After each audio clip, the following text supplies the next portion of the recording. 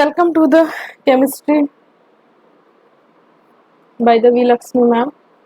Myself V Lakshmi. So आज हम जो NCERT बुक में जो सॉलिड स्टेट चैप्टर है उसके बारे में चर्चा करेंगे। एक हमारा दूसरा चैनल है up to date chemistry classes, उस पे ना नेट लेवल का है और थोड़ा है ना मतलब नीट जेई लेवल वगैरह करवा रखी है।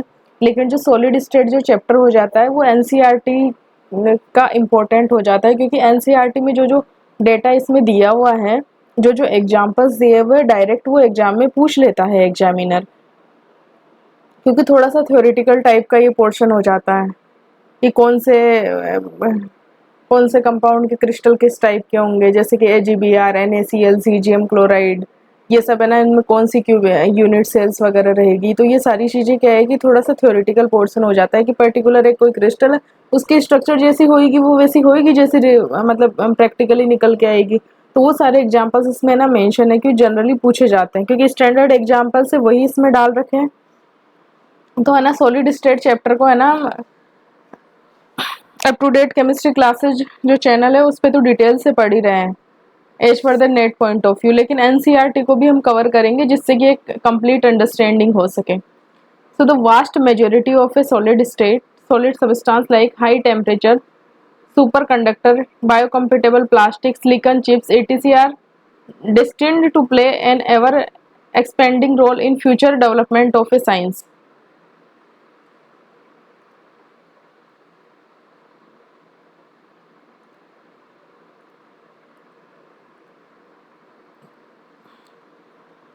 अब इस चैप्टर में हमें क्या क्या इंफॉर्मेशन मिलेगी है ना NCERT का ये चैप्टर पढ़ने से। After studying this unit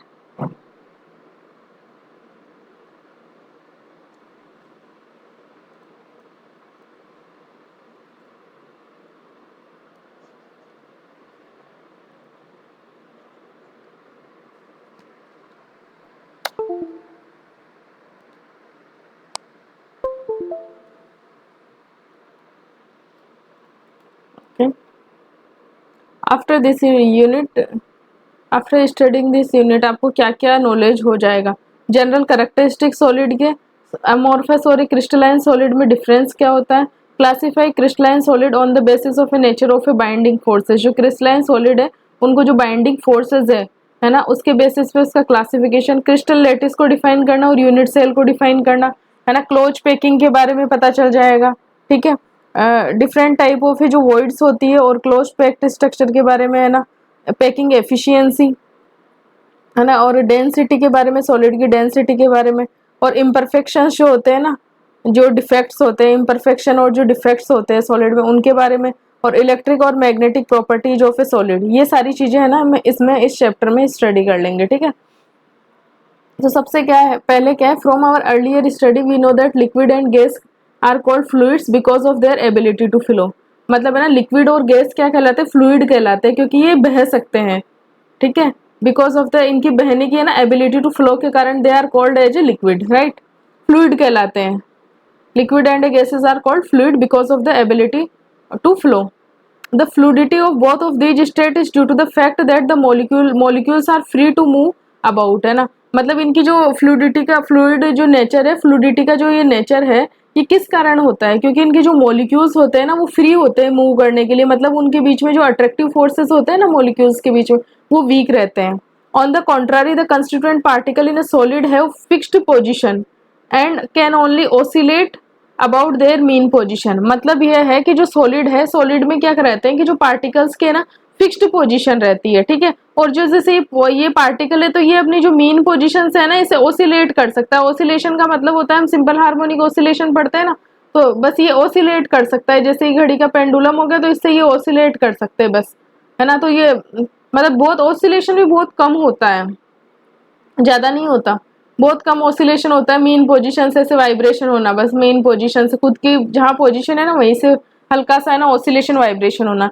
this explains the rigidity of a solid. ये जो प्रॉपर्टी है ये बताती है कि जो सॉलिड्स कैसे होते हैं, रिजिड होते हैं। क्या होते हैं, रिजिड होते हैं, ठीक है। These properties depends upon the nature of the constituent particle and the binding forces operating between them, है ना। अब ये जो प्रॉपर्टी है ये किस पे डिपेंड करती है, जो कंस्टिट्यूएंट पार्टिकल है उनके नेचर पे, साथ ही उनके बीच में जो लग रहा है बाइंडिंग फोर्सेस है है ना, उनके बीच में जो कंस्टिट्यूएंट पार्टिकल्स है उनके बीच में जो बाइंडिंग फोर्सेस कौन से, एक तो कंस्टिट्यूएंट पार्टिकल पे डिपेंड करेगी कि इस पार्टिकल का नेचर कैसा है, साथ ही में अगर ये जो दो पार्टिकल है इनके बीच में लगने वाला जो फोर्स कैसा है, इन दो बातों पे क्या डिपेंड करेगी ये सारी properties, right. The correlation between structure and properties helps in the discovery of a new solid material with desired product. अगर हम है ना स्ट्रक्चर और प्रॉपर्टीज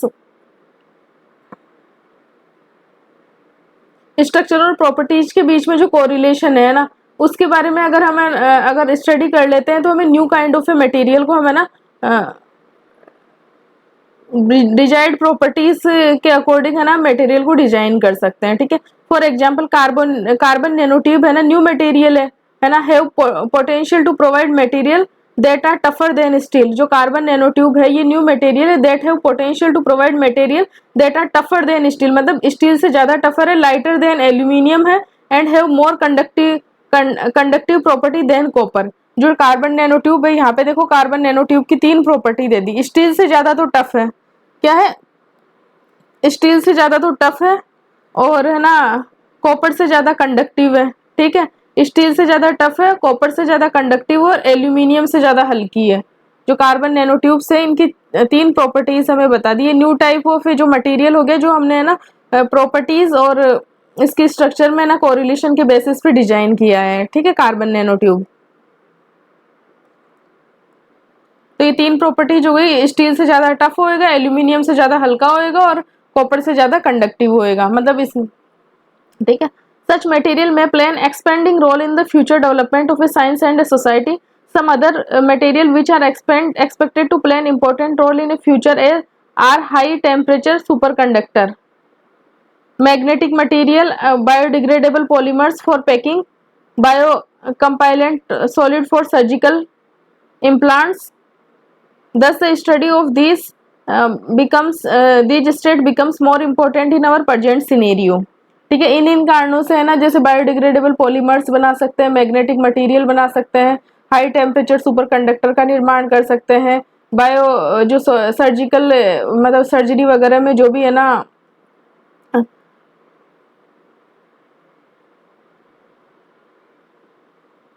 जो बायो कंपैटिबल है ना सॉलिड्स को यूज कर सकते हैं। स्टडी इसलिए है ना इन जो स्टेट्स की है ना जो स्टडी होती है ना वो इम्पोर्टेंट हो जाती है। In this unit, we shall discuss different possible arrangement of a particle resulting in a several type of a structure, ठीक है।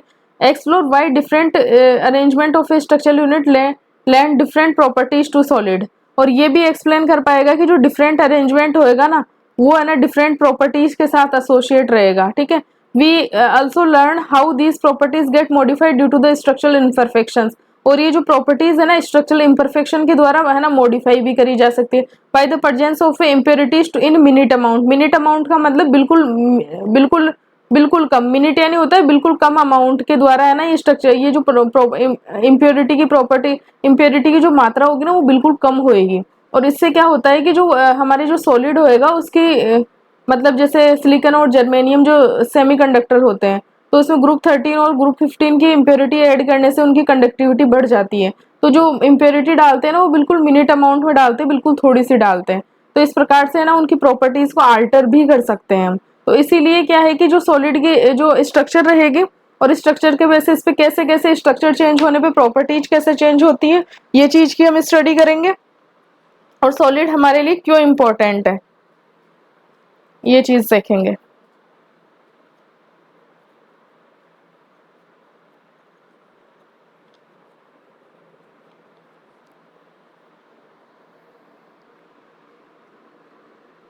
अब होता है general characteristics of a solid state.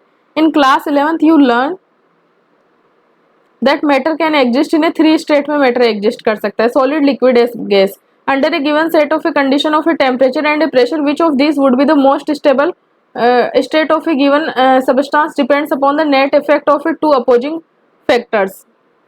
These are intermolecular forces which tend to keep the molecule or atom to closure, and the thermal energy which tend to keep the apart by making them move faster.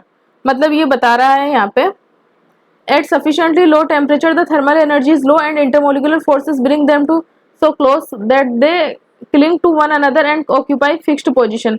This can still oscillate about their mean position and the substance exist in a solid state. The following are the characteristic property of the solid state. यहाँ पे ये बता रहा है कि जैसे है ना 3 स्टेट होती है ना मैटर की, कितनी स्टेट होती है? Solid, liquid and gas. अब है ना गिवन सेट ऑफ जो टेम्परेचर और प्रेशर की जो कंडीशन है, टेम्परेचर और प्रेशर की कंडीशन है, उस पे इन तीनों में से कौन सी स्टेट एग्जिस्ट करेगी, है ना. जो गिवन टेम्परेचर और प्रेशर होगा उसमें कौन सी कोई भी कंपाउंड है उसकी सॉलिड स्टेट एग्जिस्ट करेगी या लिक्विड स्टेट स्टेबल रहेगी या गैस स्टेट स्टेबल रहेगी. ये 2 फैक्टर्स पे डिपेंड करता है. एक तो अपोजिंग फोर्सेस होते हैं, 2 अपोजिंग फैक्टर्स होते हैं. कौन से होते हैं? 2 अपोजिंग फैक्टर्स होते हैं. अपोजिंग मतलब दोनों की जो प्रकृति होगी ना, नेचर होगा, वो एक दूसरे के विपरीत होगा. एक तो इंटरमोलिकुलर फोर्सेस होते हैं. इंटरमोलिकुलर फोर्सेस क्या होते हैं कि जो मॉलिक्यूल्स है ना उनके बीच में लगने वाला आकर्षण बल, अट्रैक्शन बल, है ना, इंटरमोलिक्यूल फोर्सेस. ठीक है. और दूसरी क्या होती है? थर्मल एनर्जी होती है. थर्मल एनर्जी होती है. तो अगर इंटरमोलिकुलर फोर्सेस का मतलब उनके बीच में लगने वाला जो अट्रैक्शन है, अट्रैक्शन अगर जितना ज्यादा होएगा, मॉलिक्यूल्स क्या रहेंगे? एक दूसरे से ना मतलब बंधे हुए रहेंगे, इधर उधर भागेंगे नहीं. ठीक है. और जो थर्मल एनर्जी का मतलब क्या होता है?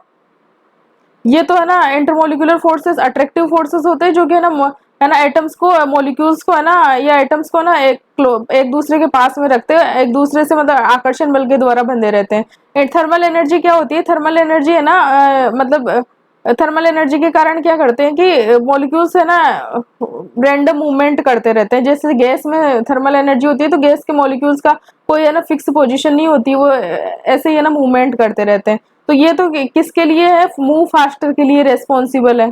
ठीक है. और वो है ना क्लोज रखने के लिए रेस्पॉन्सिबल है. अब एट हायर टेम्परेचर पे तो क्या होता है कि थर्मल एनर्जी ज्यादा होती है. ठीक है. तो थर्मल एनर्जी ज्यादा होने का मतलब हो गया कि है ना जो एटम्स होंगे एक दूसरे से है ना दूर भागेंगे, मतलब एक फास्ट मूव करेंगे. ठीक है. बट लो टेम्परेचर पे क्या होता है कि जो थर्मल एनर्जी होगी ना, जो थर्मल एनर्जी है वो क्या होती है? टेम्परेचर के डायरेक्टली प्रोपोर्शनल होती है. ठीक है. तो टेम्परेचर डिक्रीज होने पे क्या होगा? थर्मल एनर्जी डिक्रीज हो जाएगी. तो क्या होंगे कि जो मॉलिक्यूल्स होंगे ना क्रिस्टल के, वो एक दूसरे मतलब एक इधर उधर है ना बेतरतीब है ना मूवमेंट नहीं करेंगे. ठीक है. At sufficiently low temperature the thermal energy is low and intermolecular forces brings them so closer so that they cling to one another and occupy fixed space, है ना. तो सॉलिड स्टेट में क्या होता है कि जैसे लो टेम्परेचर नॉर्मल टेम्परेचर रहता है तो उसमें थर्मल एनर्जी तो इतनी ज्यादा नहीं रहती और इंटरमोलिकुलर फोर्सेस क्या रहते हैं कि काफी स्ट्रॉन्ग रहते हैं. तो जो सॉलिड में क्या होता है कि जो पार्टिकल्स होते हैं ना वो एक उनकी डेफिनेट पोजीशन होती है, फिक्स्ड पोजीशन होती है. This can still oscillate. और जो फिक्स्ड पोजीशन होने के बाद में भी है ना जो मीन पोजीशन होता है ना, जो मध्य स्थिति, मीन पोजीशन का मतलब हो गया मध्य स्थिति से ना ऑसिलेट कर सकते हैं. देखिए बस ऐसे वाइब्रेशन टाइप का होता है ना, वो होता है ऑसिलेशन होता है. तो मीन पोजीशन से क्या कर सकते हैं? ऑसिलेट कर सकते हैं ना. And substance exist in A solid state में एग्जिस्ट करता है. सॉलिड स्टेट की क्या क्या प्रॉपर्टीज होती है? इनकी डेफिनेट मास होता है, वॉल्यूम होता है और शेप होती है. डेफिनेट मास, वॉल्यूम और शेप होता है. इंटरमोलिकुलर डिस्टेंस क्या होता है? कम से कम होता है. पार्टिकल्स के बीच में जो डिस्टेंस होती है, दूरी, वो क्या होती है? कम होती है. जबकि गैसियस पार्टिकल में ऐसे इंटरमोलिकुलर डिस्टेंस ज्यादा होती है. ठीक है. तो इंटरमोलिकुलर डिस्टेंस शॉर्ट होती है. इंटरमोलिकुलर फोर्सेस कैसे रहते हैं? स्ट्रॉन्ग रहते हैं. Their constituent particle, atom, molecule, ions have fixed position and can only oscillate about their mean positions, है ना. मतलब जो भी इनके है ना कंस्टिट्यूएंट पार्टिकल रहेंगे, एटम हो सकते हैं, मॉलिक्यूल हो सकते हैं, आयन हो सकते हैं, उनकी क्या रहेगी? फिक्स्ड पोजीशन रहेगी और उस फिक्स्ड पोजीशन से ना ओसिलेट कर पाएंगे. ठीक है. मूवमेंट नहीं कर पाएंगे. ट्रांसलेशन में 3 तरह का मोशन होता है, ट्रांसलेशनल, वाइब्रेशनल, रोटेशनल, है ना. तो ओनली है ना वो वाइब्रेशनल मोशन कर पाएंगे. ठीक है. They are incompressible and rigid होते हैं. मतलब है ना इनको दबा, इनकम्प्रेसिबल का मतलब होता है कि जैसे शेप को दबा के चेंज कर देना, है ना. जैसे सिलेंडर होता है हमारे पास, है ना, गैस का सिलेंडर होता है एलपीजी, तो उसमें क्या करते हैं? गैस को ना कंप्रेस करके सिलेंडर में भर दिया जाता है. लिक्विफाइड पेट्रोलियम गैस, मतलब गैस को लिक्विफाई करके और सिलेंडर में भर दिया जाता है. तो वो गैस कैसी होती है? कंप्रेसिबल होती है. उसे दबाया जा सकता है, उसकी दबा के उसका वॉल्यूम चेंज किया जा सकता है, शेप चेंज करी जा सकती है. लेकिन है ना सॉलिड कैसे होते हैं? इनकम्प्रेसिबल होते हैं और रिजिड होते हैं. ठीक है. तो ये थी सॉलिड की बेसिक प्रॉपर्टीज. अब आपने चीज देखी होगी कि एक तो होता है अमोर्फस सॉलिड होता है और एक क्रिस्टलाइन सॉलिड होता है. तो दो सॉलिड को ना 2 कैटेगरीज में डिवाइड किया गया on the basis of the arrangement of the जो कंस्टिट्यूएंट पार्टिकल्स. ठीक है. अब solid can be classify as a crystalline और amorphous on the basis of the nature of a order present in the arrangement of their constituent particle. मतलब जो constituent particle का जो arrangement है ना, उसका नेचर ऑफ द ऑर्डर है ना, जो कंस्टिट्यूएंट पार्टिकल का कैसा अरेंजमेंट है उसके बेसिस पे सॉलिड को दो कैटेगरी में डिवाइड किया जा सकता है, क्रिस्टलाइन और amorphous. Solid can be classified as a crystalline और amorphous on the basis of the nature of a order present in the arrangement of their constituent particle. A crystalline solid usually consists of a large number of a small crystal, each of them having a definite characteristic geometrical shape. The arrangement of the constituent particle, atom, molecule or ion in a crystal is ordered and repetitive in 3 dimension. ठीक है, if you observe the pattern in the one region of the crystal, we can predict accurately the position of the particle in other region of the crystal, however far they may be from the place of observation. Thus crystal has a long range order, which means that there is a regular pattern of arrangement of a particle which repeats itself periodically over the entire crystal. Sodium chloride and quartz are the typical example of a crystalline. Sodium chloride and a quartz कैसे है, crystalline solid है। ठीक है, अब देखो crystalline solid की properties यहाँ पे बता रखी है कि इसमें ना लॉन्ग रेंज ऑर्डर पाया जाता है। लॉन्ग रेंज ऑर्डर का मतलब हो गया कि जैसे जो अरेंजमेंट है ना एटम्स का, जैसे हमने इतना पार्ट का ये अरेंजमेंट देख लिया, ये देखो क्रिस्टलाइन सॉलिड है, तो चाहे इससे है ना कितना ही दूर, कितना ही क्रिस्टल, कितना ही कोई सा ही हो, अगर ये जैसे NaCl का अगर क्रिस्टल मान के चले ना, तो उसमें ना एक यूनिट सेल की हमने स्टडी कर ली ना, तो पूरा जो वो क्रिस्टल होगा ना वो वैसा का वैसा ही होगा। मतलब प्रिडिक्ट कर सकते हैं कि पूरे उस वो जो कंपाउंड है उसमें इसी टाइप का यूनिट सेल का इसी टाइप का अरेंजमेंट पाया जाएगा। क्या बोल रहा है, crystalline solid usually consist a large number of A small crystal. Large number of A small crystal का मतलब हो गया कि जैसे है ना ये वाला, अगर ये एक यूनिट सेल को ले लिया है ना, तो ये एक छोटा सा क्रिस्टल हो गया, तो ऐसे है ना एक एक यूनिट सेल एक एक क्रिस्टल को बता सकते हैं, रिप्रेजेंट कर सकते हैं। मतलब एक यूनिट सेल है ना, उस पूरे क्रिस्टल की जो प्रॉपर्टीज होगी ना, उस एक यूनिट सेल की स्टडी करके हम है ना बता सकते हैं। तो वो एक यूनिट सेल होगा ना, एक स्मॉल क्रिस्टल हो गया, तो मतलब है ना लार्ज नंबर ऑफ एक जो पूरा क्रिस्टल होगा उसमें कितनी सारी यूनिट सेल होगी, हर यूनिट सेल एक है ना क्रिस्टल को रिप्रेजेंट कर सकती है। Each of them have a definite characteristic geometrical shape होती है। ठीक है, 3D शेप, ज्योमेट्रिकल शेप बोलते हैं 3D शेप को। The arrangement of a constituent particle in A crystal is ordered and repetitive in 3 dimension. जो अरेंजमेंट होता है ना कंस्टिट्यूएंट पार्टिकल का, वो कैसा होता है, ऑर्डर्ड होता है, मतलब व्यवस्थित होता है। एक है ना जो भी जैसे FCC BCC ये क्रिस्टल होते हैं, इसमें एटम्स कहाँ कहाँ पर होंगे, तो ये एक है ना सुव्यवस्थित है ना अरेंजमेंट होता है, जिसे बोलते हैं ऑर्डर्ड, है ना व्यवस्था एक है ना। और वही व्यवस्था क्या होता है कि बार बार रिपीटेटिव होती है, और वो रिपीटेटिव होती है 3 डायमेंशन में, है ना। ठीक है, if you observe the pattern in one region of the crystal, अगर है ना हमने एक क्रिस्टल के एक रीजन में अगर हमने पैटर्न को ऑब्जर्व कर लिया, तो उसके बेसिस पे हम है ना पूरे क्रिस्टल के बारे में बता सकते हैं। We can predict accurately the position of a particle in any other region of the crystal however far they may from the place of the observation. जैसे हमने यहाँ पे अगर ये देख लिया कि इस टाइप से है ना अरेंजमेंट का एटम है, तो यहाँ वाले का भी हम बता सकते हैं, मतलब चाहे इससे कितना ही दूर हो, कैसा ही हो, उसी सेम मटेरियल का दूसरा क्रिस्टल हो, है ना, दूसरे सैंपल में से हो। NaCl का क्रिस्टल है तो सारे क्रिस्टल का जो वही अरेंजमेंट होगा जो एक यूनिट सेल का अरेंजमेंट है, उसमें एटम्स का अरेंजमेंट उसी टाइप का होएगा।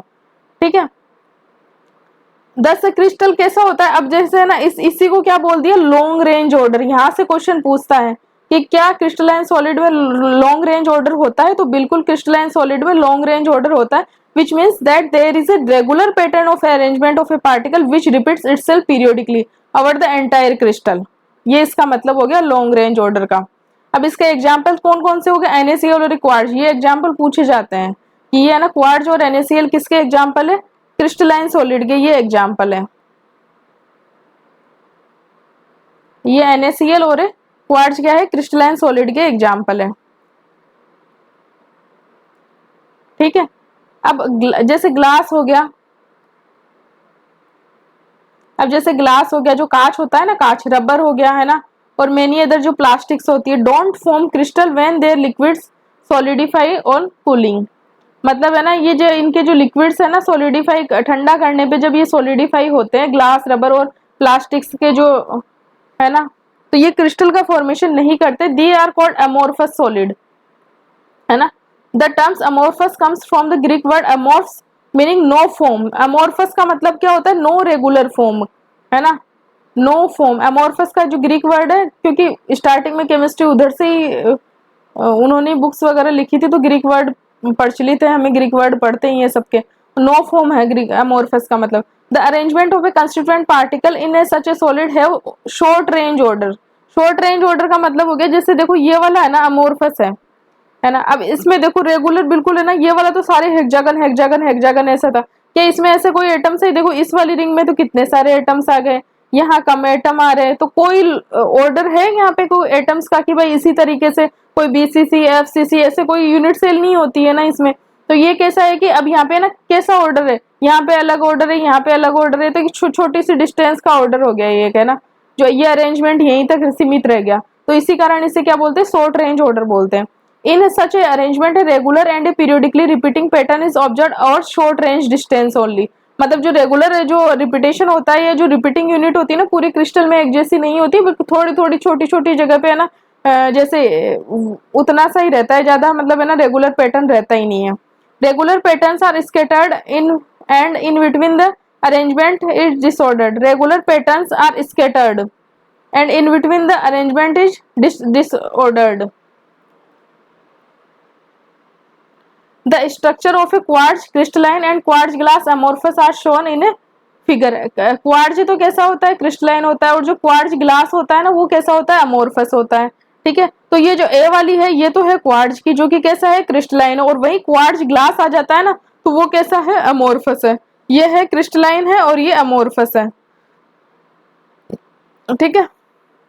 While the two structure are almost identical, yet in the case of the amorphous quartz glass there is no long range order, है ना। amorphous में कोई long range order नहीं है। The structure of the amorphous solid is similar to that of the liquid। जो amorphous जो solids होते हैं ना, ये जो amorphous solid है, ये amorphous solid है, इनकी जो structures होती है ना, ये liquid के जो similar रहती है, similarity रहती है, liquid जो liquid की जो structure रहती है particles की, उसमें उनकी सिमिलर रहती है। Due to this the difference in arrangement of the constituent particle the two type of solid differ in their properties. अब यहाँ पे देखो अरेंजमेंट, पार्टिकल्स का अरेंजमेंट इसमें डिफरेंट है, इसमें रेगुलर है, इसमें इरेगुलर है ना, ठीक है। तो इन दोनों की जो प्रॉपर्टीज होगी ना, इस पार्टिकल का जैसा पार्टिकल का अरेंजमेंट होगा वैसी प्रॉपर्टीज रहेगी, ठीक है। तो यहाँ पे जो प्रॉपर्टीज रहेगी ना क्रिस्टलाइन सॉलिड की और अमॉर्फस सॉलिड की क्या होगी? डिफरेंट डिफरेंट प्रॉपर्टीज रहती है। तो यहाँ से आपने देखा कि जो क्रिस्टलाइन के एग्जाम्पल कौन कौन से हैं? NaCl है और क्वार्ट्ज है, ठीक है, क्रिस्टलाइन के। और अमोर्फस के एग्जाम्पल्स कौन कौन से हो गए? क्वार्ट्ज ग्लास हो गया, क्वार्ट्ज ग्लास हो गया, रबर हो गया, प्लास्टिक्स हो गई, ये सब किसके एग्जाम्पल्स हैं?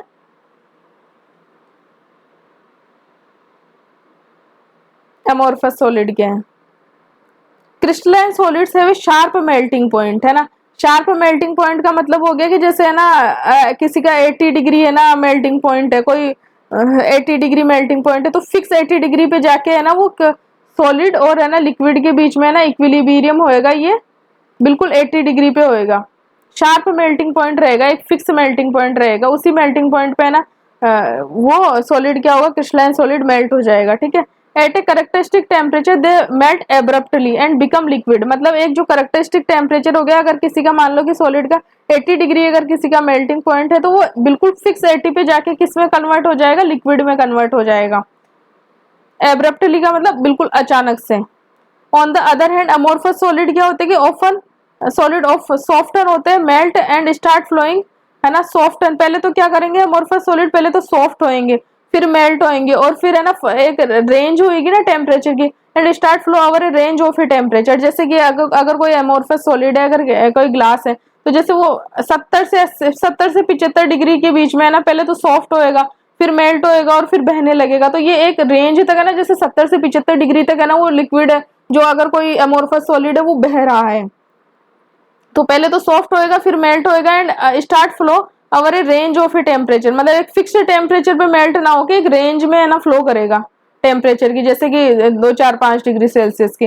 And be can be moulded and blow into various shape, है ना, और कोई भी वेरियस शेप में क्या कर सकते हैं, हम उसे ढाल सकते हैं। जैसे कि प्लास्टिक है, प्लास्टिक को मेल्ट करके हम जिस शेप में चाहे उसमें ढाल सकते हैं, फिर जैसे जैसा भी हमारे पास मॉडल हो उसको डालने का। amorphous solid have the same structural feature as liquid and are conveniently regarded as a extremely viscous liquid। जो अमोर्फस जो सॉलिड्स होते हैं उनकी जो प्रॉपर्टीज होती है have same structural features as liquid, liquids के समान स्ट्रक्चरल फीचर होते हैं, और conveniently regard as extremely viscous liquid, मतलब कैसे है ना लिक्विड कंसीडर किए जाते हैं अमोर्फस सॉलिड, है ना, एक्सट्रीमली जो अगर कोई विस्कस हो ना, मतलब विस्कस क्या है, बहने की प्रकृति को ही बोलते हैं ना, ठीक है, तो जो एक्सट्रीमली विस्कस हो ना भाई, विस्कस का नेचर बहुत ज्यादा है, प्रवृत्ति बहने की बहुत ज्यादा है ना, एक्सट्रीमली विस्कस लिक्विड कहलाते हैं, ठीक है। They may become crystalline at a some temperature, some glass of, है ना, कभी कभी किसी किसी टेम्परेचर पे ना क्रिस्टलाइन बिहेवियर शो करते हैं, है ना, दे में, है ना, किसी किसी टेम्परेचर पे क्रिस्टलाइन बिहेवियर शो कर सकते हैं। Some glass objects from ancient civilization are found to become milky in appearance because of the some crystallization, like liquid amorphous solid have a tendency to flow through very slowly. Some glass objects from ancient civilization are found to become milky in appearance because of some crystallization।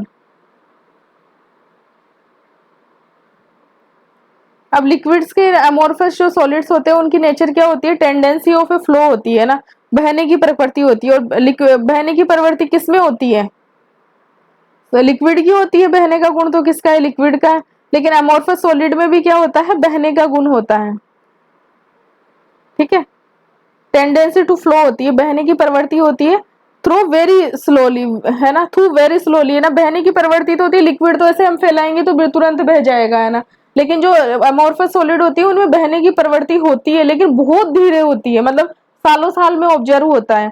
Therefore ये क्या कहलाते हैं ना, pseudo solid कहलाते हैं। या तो भाई सॉलिड तो प्योर है नहीं, सॉलिड तो क्रिस्टलाइन टाइप के होते हैं भाई, सॉलिड का क्या है, सॉलिड का तो फिक्स शेप साइज वो रहेगा, है ना, ठीक है, तो वो तो प्योर परफेक्ट सॉलिड रहेगा, लेकिन ये मतलब सॉलिड के जैसा है लेकिन सॉलिड है नहीं एक्चुअल में, है ना, तो ये क्या कहलाते हैं, इन्हें सूडो, है ना, सूडो सॉलिड बोल सकते हैं अमोर्फस सॉलिड्स को, या फिर सुपर कूल्ड लिक्विड बोलते हैं ना। लिक्विड क्या है, लिक्विड की तो बहने की प्रवृत्ति और बहुत ज्यादा सुपर कूल है, तो मतलब बहेगा लेकिन, है ना, बरसों बरस लग जाएंगे। जैसे आपने देखा होगा कि जो खिड़कियों में जो कांच होता है ना, वो नीचे से उसकी मोटाई थोड़ी सी ज्यादा हो जाती है ना, कांच की जो मोटाई है ना नीचे से थोड़ी सी ज्यादा हो जाती है, तो वो क्या हो गया, उसका सुपर कूल्ड नेचर हो गया, मतलब ऊपर से धीरे धीरे धीरे धीरे धीरे सालों में बह के सुपर कूल, बिल्कुल, है ना, बहुत ज्यादा कूल है, मतलब बहने की जो रेट है ना बहुत कम है, तो इसीलिए क्या कारण क्या बोल देते हैं इसे, बहुत ज्यादा, मतलब बहुत अगर कोई बर्फ जमी हुई है मान लो, है ना, बहुत ज्यादा कूल है, तो क्या बर्फ उतनी फास्ट थोड़ी बहेगी जैसे पानी बहेगा,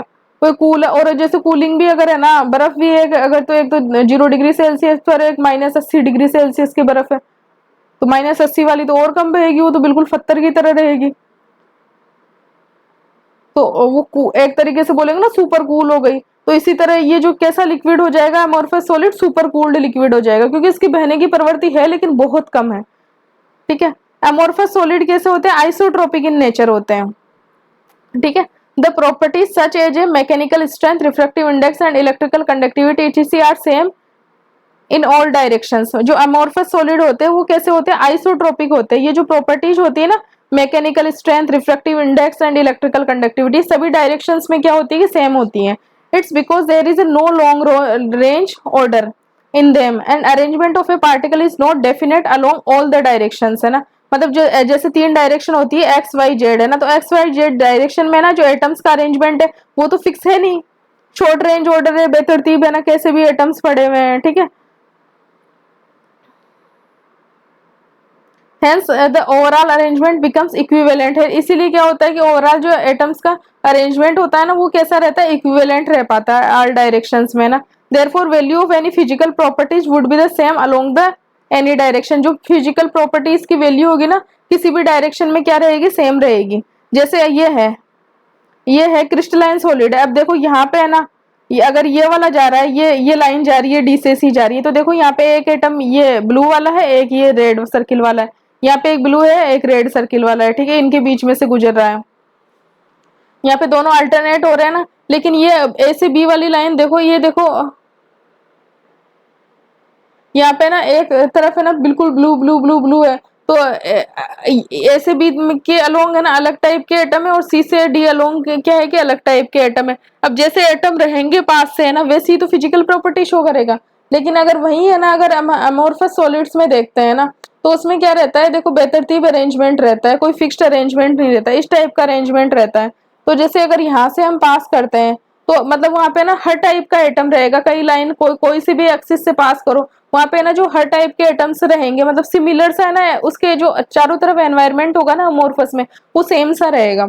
इसीलिए जो फिजिकल प्रॉपर्टीज क्या होगी कि सारी सेम सी रहेगी, जैसे रिफ्रैक्टिव इंडेक्स, मैकेनिकल स्ट्रेंथ है ना, इलेक्ट्रिक कंडक्टिविटी, और ये जो प्रॉपर्टीज है ना किसी भी डायरेक्शन में ना सेम सी रहेगी ना, इसी को ही क्या बोलते हैं, आइसोट्रोपी बोलते हैं ना, isotropic in nature.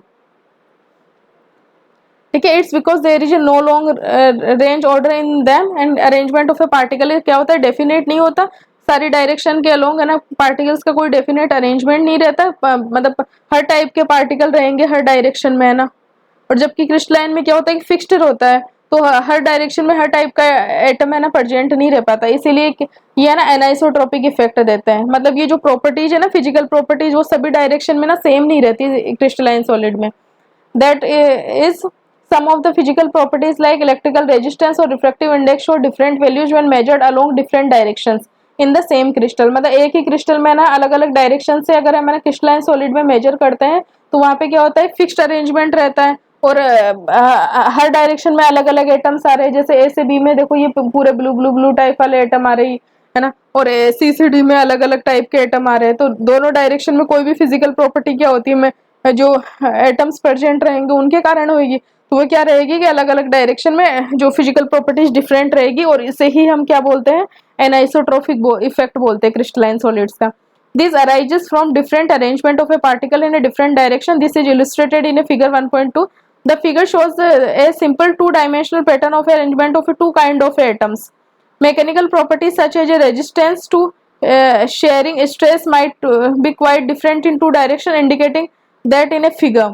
Deformation in a CD direction displays row which has two different type of atoms, while in AB direction rows made of only one type of atom are displaced, है ना। अब ये crystalline और amorphous solid में arrangement जो properties के difference को बता रखा है। तो हमने अभी तक क्या पढ़ा, ओके ये भी देख लेते हैं।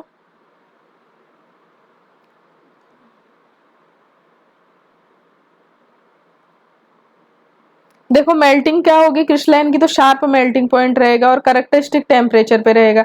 जबकि है ना ये इनकी तो क्या होती है कि रेगुलर है ना डेफिनेट ज्योमेट्रिकल शेप होती है, इनकी इरेगुलर शेप होती है अमोर्फस की। ये है ना एक टेम्परेचर की एक रेंज होगी है ना, over soft and over A range of a temperature, मतलब एक रेंज होगी जैसे कि 4 से 5 डिग्री सेल्सियस की ऐसे हो सकती है कि जिसमें ना अमोर्फस सॉलिड बह रहे हैं, है ना। और इनकी है ना शार्प मेल्टिंग पॉइंट से सॉलिड से लिक्विड में चला जाएगा। जैसे 70 डिग्री मेल्टिंग पॉइंट है, तो 70 डिग्री पे ही वो सॉलिड से लिक्विड हो जाएगा। और अगर अमोर्फस में क्या होगा कि जैसे 70 से लेके 75 76 तक है ना वो लिक्विड हो ही रहा है, इस टाइप का होगा।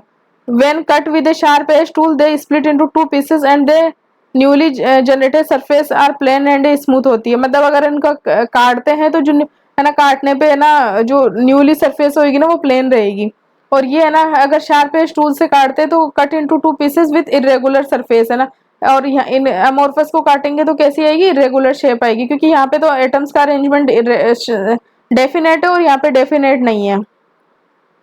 They have a definite and characteristic enthalpy of A fusion. जो डेल्टा एच होती है ना वो क्या कर रहती है, फिक्स रहती है, डेफिनेट होती है और कैरेक्टरिस्टिक होती है एंथैल्पी ऑफ ए फ्यूजन। ठीक है, they don't have a definite है ना, फिक्स है ना इनकी डेफिनेट डेल्टा एच हीट और एंथैल्पी ऑफ जो फ्यूजन होती है ना वो फिक्स नहीं रहती, क्योंकि फ्यूजन का मतलब हो गया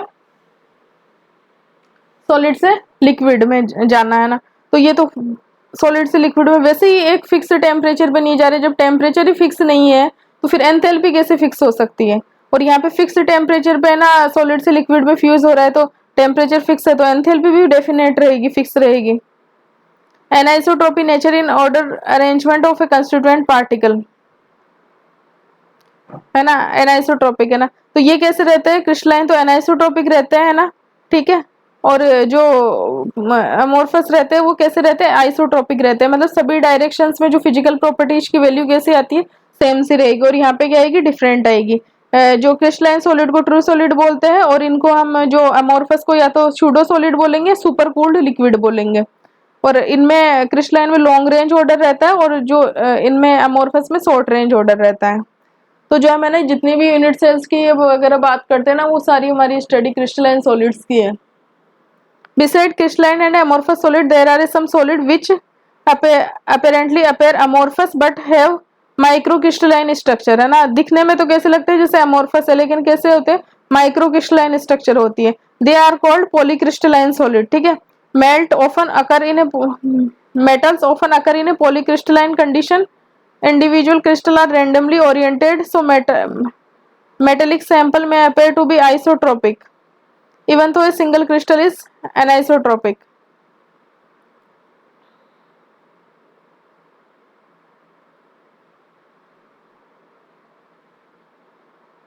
सिंगल क्रिस्टल तो कैसा होएगा, जो एक क्रिस्टल होएगा ना सिंगल क्रिस्टल, तो वो तो कैसा होएगा, परफेक्ट क्रिस्टल होएगा, एनाइसोट्रोपी दिखाएगा, ठीक है।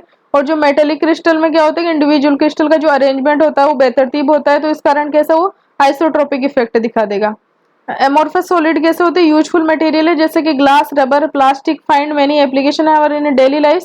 Amorphous silicon is one of the best photovoltaic material available for conversion of a sunlight into the electricity. मतलब जो सनलाइट को इलेक्ट्रिसिटी में कन्वर्ट करने के लिए जो अमोर्फस सिलिकॉन है ना, one of the most important photovoltaic जो सेल होते हैं ना, फोटोवोल्टाइक जो सेल होते हैं जो कि ना सोलर एनर्जी को इलेक्ट्रिकल एनर्जी में कन्वर्ट करेंगे, फोटोवोल्टाइक सेल होता है, सिलिकॉन का बना हुआ है, अमोर्फस सिलिकॉन का। अब वाई आर सॉलिड क्यों रिजिड क्यों होते हैं, क्वेश्चन है यहाँ पे, सॉलिड रिजिड क्यों होते हैं, ठीक है। Why do solids have a definite volume क्यों होता है सॉलिड्स का। क्लासिफाई द फॉलोइंग अमोर्फस और ए क्रिस्टलाइन सॉलिड, है ना। अमोर्फस और क्रिस्टलाइन सॉलिड में इन्हें सेग्रीगेट करना है। पॉलीयूरेथीन है, नेफ्थलीन है, बेंजोइक एसिड है, टेफ्लॉन है, पोटेशियम नाइट्रेट है, सेलोफोन है, पॉलीविनाइल क्लोराइड है, फाइबर ग्लास है, कॉपर है। नेक्स्ट है refractive index of a solid is observe to have the same value along all direction. अगर सेम है सभी डायरेक्शन में तो अमोर्फस सॉलिड होगा वो। Comment on the nature of the solid, would it show cleavage property, no. ये amorphous type का होएगा, है ना, ठीक है। अगर है ना सेम, अगर रिफ्रैक्टिव इंडेक्स सभी डायरेक्शन में सेम है, और जो अमोर्फस होता है उसमें क्लीवेज प्रॉपर्टी नहीं होती है। तो अभी तक हमने क्या पढ़ा सॉलिड चैप्टर में, सॉलिड चैप्टर में हमने बेसिक पढ़ा कि फ्लूइडिटी के नेचर, एबिलिटी टू फ्लो होती है जो लिक्विड और गैसेस में होती है,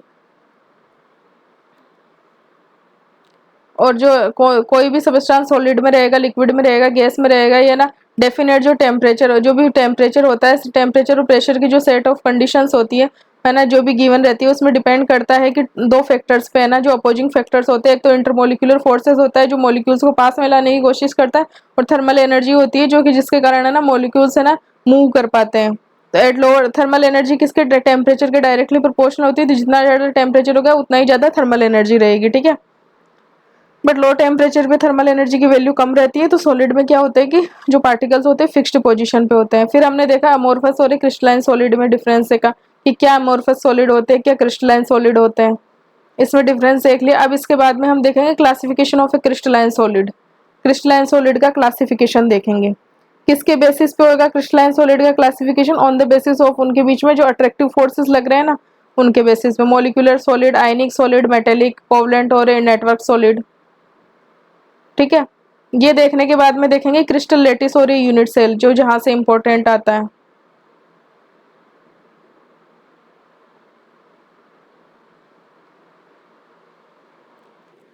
सो ये है ना, नेक्स्ट है ना, जैसे classification of a crystalline solid on the basis of उनमें जो भी अट्रैक्टिव फोर्सेस वर्क कर रहे हैं उसको है ना हम नेक्स्ट क्लास में डिस्कस करेंगे। अभी इस क्लास को इतना ही रहने देते हैं। नेक्स्ट क्लास में ना हम ये classification of a crystalline solid देख लेंगे। फिर उसके बाद में हम नेक्स्ट क्लास में देख लेंगे crystal lattice and unit cell, कितने टाइप के क्रिस्टल लेटिस होते हैं, कौन सी यूनिट सेल होती है, फिर उसमें जो अरेंजमेंट एटम्स का, ये देखो जो ब्रेविस लेटिस होते हैं 14 टाइप के, क्या अल्फा, क्या बीटा, क्या gamma, CTOR, HMT, cubic, tetragonal, orthorhombic, hexagonal, rhombohedral, monoclinic और ट्राइक्लिनिक, ठीक है। तो ये हम ना नेक्स्ट लेक्चर में डिस्कस कर लेंगे। 4 से 5 लेक्चर में ये सॉलिड स्टेट के चैप्टर को हम कंप्लीट डिस्कस कर लेंगे। So thank you so much for watching this class. Close packing वगैरह सब